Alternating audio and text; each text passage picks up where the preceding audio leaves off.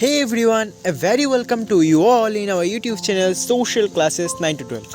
आज हम इस वीडियो में आपके class 12 political science top 20 question का लास्ट वीडियो बनाने जा रहे हैं। ये वीडियो पार्ट 3 है। उससे पहले हमने पार्ट 1 पार्ट 2 बनाया है, जिसका लिंक इस वीडियो के डिस्क्रिप्शन बॉक्स में मिल जाएगा। इस तीनों वीडियो को बहुत अच्छे से देख लेना है before your political science board examination. चलिए शुरू करते हैं बिना किसी देरी के। हमारा पहला क्वेश्चन है, explain the coalition politics in India after 1990s।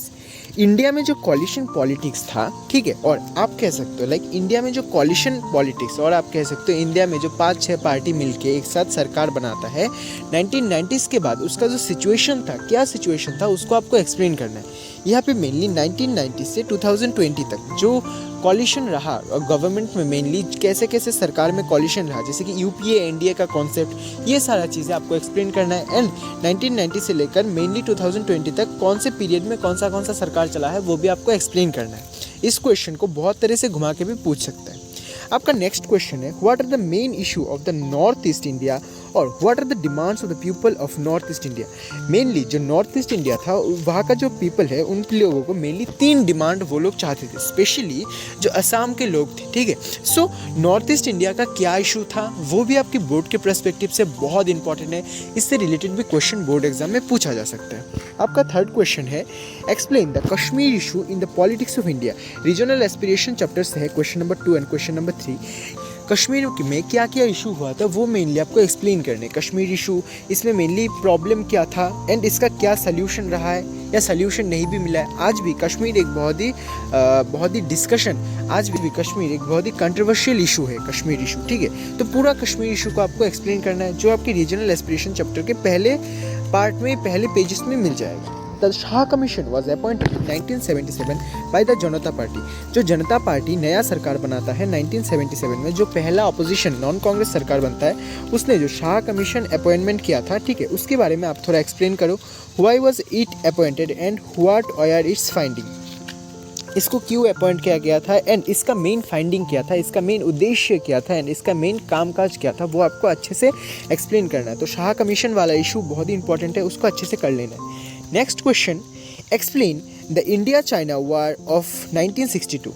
1962 में जो इंडिया एंड चाइना के बीच वार हुआ, 1962 में जो इंडिया एंड चाइना के बीच युद्ध हुआ, इसको आपको एक्सप्लेन करना है। मेनली यहाँ पे क्या एक्सप्लेन करना है और कैसे क्वेश्चन आ सकता है घुमा के बोर्ड एग्जाम में, जैसे कि इंडिया और चाइना के बीच में क्यों वार हुआ, ठीक है, इसके पीछे कौन रिस्पॉन्सिबल है, ठीक है। और ऐसा भी क्वेश्चन पूछ सकते हैं, इस वार को अगर ना होता तो आज इंडिया और चाइना का क्या रिलेशन होता, ठीक है। और ऐसे भी क्वेश्चन घुमा के पूछ सकते हैं। तो इंडिया और चाइना वाला इशू को आपको अच्छे से कर लेना है। Explain the India Pakistan relationship. India and Pakistan का जो रिलेशनशिप था, वो आपको एक्सप्लेन करना है। देखो, मेनली इंडिया और पाकिस्तान में क्या इशू है, ठीक है। 1947 के बाद में हमारा कश्मीर को लेके इशू हो गया, उसके बाद 1965 में पाकिस्तान के साथ वार हो गया, 1971 में एक इशू हुआ, बाद में कारगिल में इशू हुआ, ठीक है, उसके बाद 2019 में भी पुलवामा इशू। ऐसे करके इंडिया और पाकिस्तान के अंदर जितने भी वार्स हुए, इस क्वेश्चन में आपको मेनली एक्सप्लेन करना है। एंड पाकिस्तान के साथ हमारा जो पॉजिटिव एंड नेगेटिव जो रिलेशन रहा है, हेल्दी रिलेशन एंड जो पाकिस्तान के साथ हमारा बुरा रिलेशन, खराब एंड अच्छा दोनों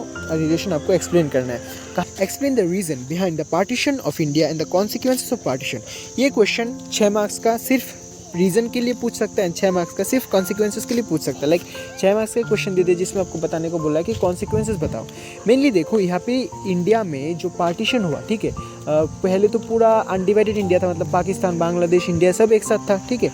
तो इंडिया को, मतलब अनडिवाइडेड इंडिया को, जिसको हम पहले ब्रिटिश इंडिया कहते थे, उसको तोड़ के 3 देशों में बांट दिया था। ईस्ट पाकिस्तान, वेस्ट पाकिस्तान दोनों मिला के एक देश एंड इंडिया, ठीक है। अभी तो बांग्लादेश एक हो गया, पाकिस्तान एक हो गया एंड इंडिया एक हो गया, ठीक है। तो ऐसे करके क्या हुआ, कैसे पार्टीशन हुआ, क्यों हुआ and as a result partition का रिजल्ट के रूप में हमको क्या देखने को मिला। बहुत सारे लोग मारे गए, बहुत सारे लोगों को बहुत चीज़ें झेलना पड़ा एंड सो मेनी।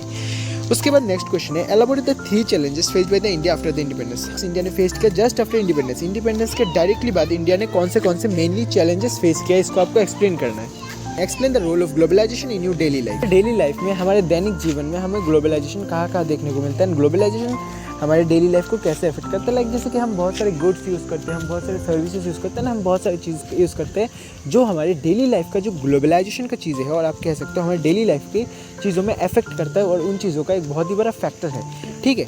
उसके बाद नेक्स्ट क्वेश्चन है, explain the difference between homogenization and heterogenization. Homogenization and heterogenization के बीच में डिफरेंस करना है जो आपके ग्लोबलाइजेशन चैप्टर से है, ठीक है। बहुत ही इंपॉर्टेंट क्वेश्चन है आपके बोर्ड के पर्सपेक्टिव से। Explain the factor that lead to the rise of the other backward classes in the politics of India.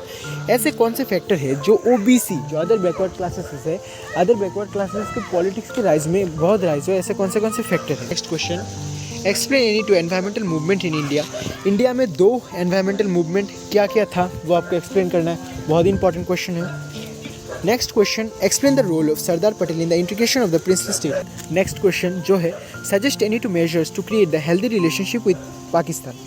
ऐसे कुछ मेजर्स आप बोलिए जिसके वजह से हम एक बहुत अच्छा एक हेल्दी रिलेशन क्रिएट कर सकते हैं पाकिस्तान के साथ। ये क्वेश्चन चाइना के साथ भी पूछ सकता है, ठीक है। तो ऐसे कुछ मेजर्स आप बोलिए, ऐसे कुछ तरीके आप बोलिए जिसकी वजह से हम इंडिया एंड चाइना का और पाकिस्तान का एक अच्छा रिलेशनशिप क्रिएट कर सकते हैं। इस पर ऐसे टाइप के क्वेश्चन भी बोर्ड्स एग्जाम में पूछे जाते हैं। नेक्स्ट आपका क्वेश्चन है, highlight any 3 major development took place in Indian politics during NDA 3 and NDA 4।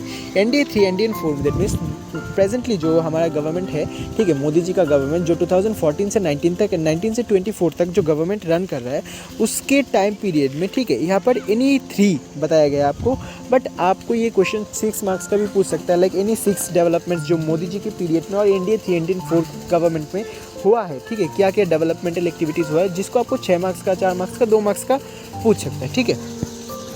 और 16 number question says that highlight any 3 international environmental movement and जो कोई भी पूरे वर्ल्ड में 3 इंटरनेशनल जो एनवायरमेंटल मूवमेंट है वो आपको एक्सप्लेन करना है। एनवायरमेंट चैप्टर से बहुत important. Highlight any 3 points of consensus that emergence among the most of the political parties in India after the Lok Sabha election of 2004।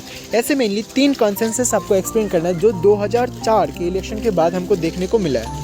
In August 2019, Article 370 was abrogated from the Indian Constitution. Highlight any 4 effects of the changes. यहाँ पे बताया गया है कि 370 article 370 हटाया गया है 2019 अगस्त में, ठीक है। एज ए रिजल्ट इसको हटाने के बाद हमारे भारत देश में कौन सा इफेक्ट हुआ है और स्पेशली कश्मीर में क्या क्या चेंजेस हमको देखने को मिले वो आपको एक्सप्लेन करना है। Our 19th question, explain the India's policy of non alignment. India का जो नॉन अलाइनमेंट वाला पॉलिसी है उसको आपको एक्सप्लेन करना है। इंडिया ने क्यों नॉन अलाइनमेंट पॉलिसी अडॉप्ट किया है, एज ए रिजल्ट इंडिया को क्या क्या मिला। And our last question, difference between the traditional and non traditional notions of the security. हमको यहाँ पे डिफरेंशिएट करना है किसके बीच में, traditional and non traditional notions of security के बीच में एक बहुत अच्छा डिफरेंशिएट बनाना है। एक डिफरेंस का क्वेश्चन पूछ सकता है बोर्ड एग्जाम में, वो बहुत ही इंपॉर्टेंट है, ठीक है। कल आपका पॉलिटिकल साइंस का एग्जाम है 22 मार्च 2024। आपको एग्ज़ाम बहुत अच्छे से देना है। अगर कोई भी दिक्कत होता है तो आप हमको मैसेज कर सकते हो, नीचे व्हाट्सअप नंबर दिया हुआ है, ठीक है। So a very best of luck. इस पूरे साल में हमने बहुत हार्ड वर्क किया एंड आपने भी बहुत हार्ड वर्क किया। हम प्रे करते हैं भगवान से आपको बहुत अच्छा मार्क मिले एंड कल आप बोर्ड एग्जाम में बहुत अच्छा लिख सकें। सो चलिए तब तक के लिए वेरी गुड बाय। ये वीडियो एंड ये तीनों वीडियो आपके सारे फ्रेंड्स के साथ शेयर कर दीजिए एंड अपने पूरे ग्रुप के साथ शेयर कर दीजिए। सबको वेरी बेस्ट ऑफ लक। चलिए तब तक के लिए good bye. Thank you very much.